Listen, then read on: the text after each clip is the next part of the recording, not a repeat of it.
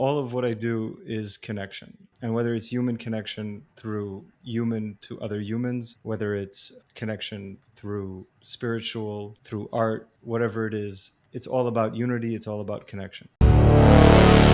Masterful Leaders for men building business, family, and self. Hosted by Shimshon Mir Frankel. My guest today is Chaim Simcha. Chaim Simcha is a professional abstract artist, a podcast co-host, and a master of high-level human connection. In a world moving rapidly towards automation and AI, Chaim has built his entire framework on the power of raw, in-person relationships, connecting people, companies, and markets globally. Chaim Simcha, welcome to Masterful Leaders. Thank you for having me. Chaim Simcha, you have built a unique professional ecosystem bridging abstract art with high-level business networking. You explicitly champion the idea that as the world goes digital, in-person interactions matter more than ever. How have you successfully turned the raw art of conversation and connecting dots into a scalable professional asset? Define scalable. It's not, human connection is not scalable.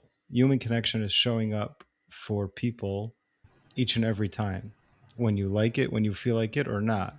So it's not necessarily scalable, but in the long run, you end up with a network that is extremely valuable. Now, if you look at your network as an ATM, it's less valuable than you think because people won't return your calls anymore. But if you show them value that they can actually receive from it, or for example, I'm looking for luxury hotels right now. I want to talk to general managers of luxury hotels or CEOs of luxury hotel chains that are expanding. Reached out to a connection of mine who I've been connected to for a couple of years now. Never met him in person. And I said, listen, this is what I'm doing. This is what I want. Can you hook me up? That's it. Never had an ask before. Never.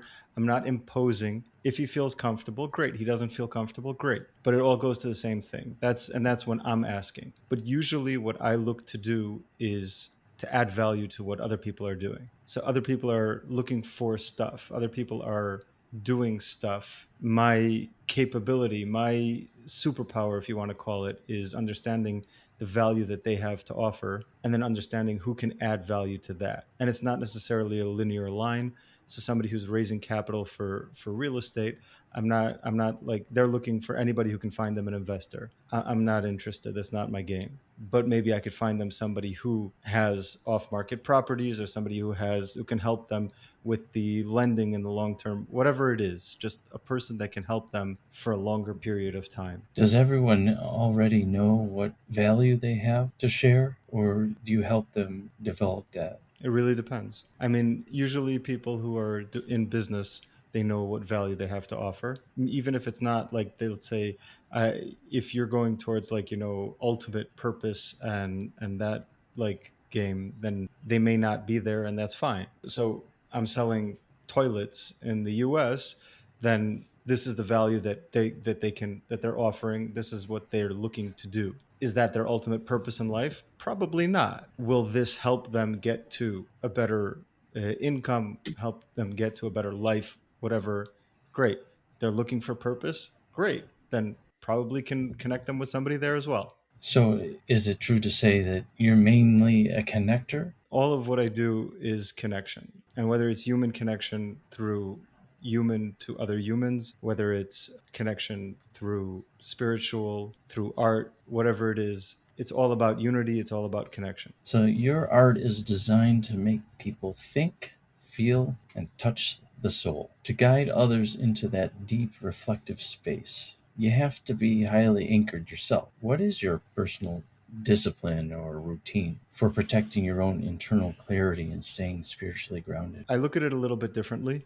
I look at it as there's an artist that I work with from Chicago, a great guy, and he told me that when you produce art, you're giving over a piece of your soul. Now, people who learn the book of Tanya, which is a very deeply spiritual book by the first Chabad rabbi, Shner Zalman of Liadi, he writes there that every person has that spark of God in his soul. So now I looked at it and I said, okay, if I'm giving over a piece of my soul and I have this spark of God, it means I'm literally transferring God into the world.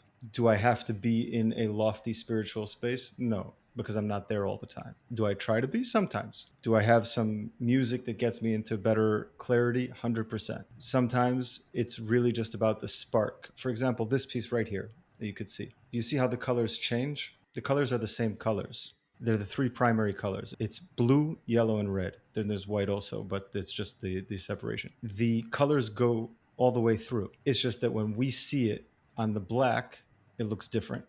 When we see it on a white surface, it looks different.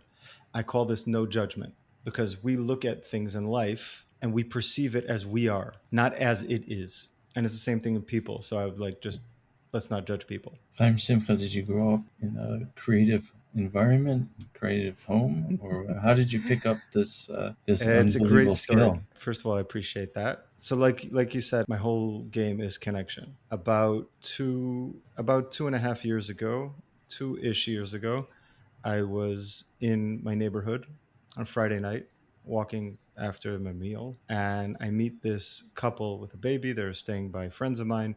We start talking. What do you do? Blah blah blah. The woman says she's an artist.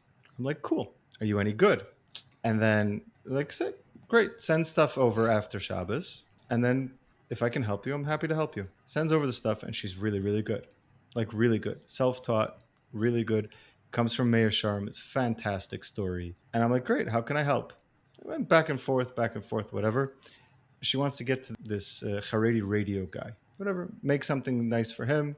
He'll promote it somehow. He's my neighbor. Great. So I go to pick it up, and they invite me in. Whole family's sitting there. She has a wall, and there's like just drawings on the wall. I'm like, what's this? She's like, this is my freestyle wall. Anybody can paint here. I'm like, what about me? She brings out a little bit of paint, a paintbrush, and it was the first time I touched a paintbrush in my adult life. And so I started painting, and then her husband's saying, oh, it's this, and then her kids are saying, oh no, it's that. And then it's like, I'm like, interesting. Two people can see the same thing but see different things. And then it was a great video, by the way. And then after that, I painted once on canvas. I posted on my WhatsApp status. Within 2 minutes, a friend of mine says that it's disgusting. I've been online a long time, and I don't care. Like, I really don't care. But I took that and I posted it on my LinkedIn, which is my main platform. And I'm like, the message here for me is I'm willing to suck at something in order to get good at something. Nobody's going to be good on their first. It's just not how life works. You're not born good at something. And people went a little nuts. They started posting their own art. They started posting, yeah, keep on going. Yeah, do this. And it went like, I don't know, 200 comments of people like just expressing their own. And it was really, really heartening. I took that and I took a couple of courses. I took a course from the Museum of Modern Art online, which was really cool.